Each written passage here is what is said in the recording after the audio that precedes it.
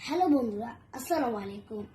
আজকে আমি তৃতীয় শ্রেণীর বই থেকে নতুন আরেকটি জিনিস জানতে পেরেছি বিজ্ঞান বইয়ের এই চ্যাপ্টারটি থেকে।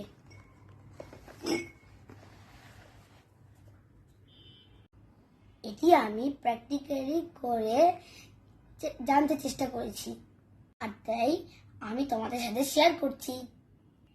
এটির জন্য আমি নিয়েছি মার্কার, 2 গ্লাস সমান পানি আর 2টি পাথর।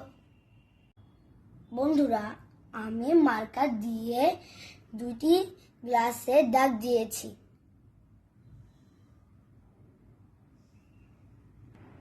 এবার আমি একটি পাথর গ্লাসে ফেলবো।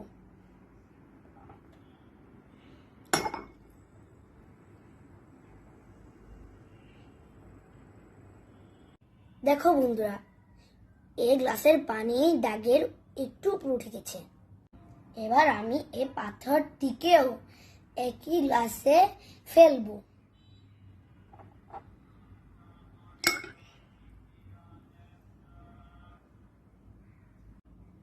দেখো বন্ধুরা, পানি আরো উপরে উঠে গেছে, কিন্তু এই গ্লাসের পানি এখনো একই জায়গায় রয়েছে। এটি কেন হয়েছে জানো? কারণ পাথরটি স্থান দখল করার জন্য।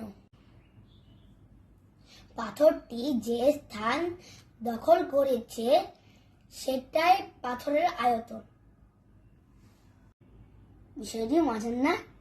দেখা হবে অন্য ভিডিওতে। বাই। আসসালামু আলাইকুম।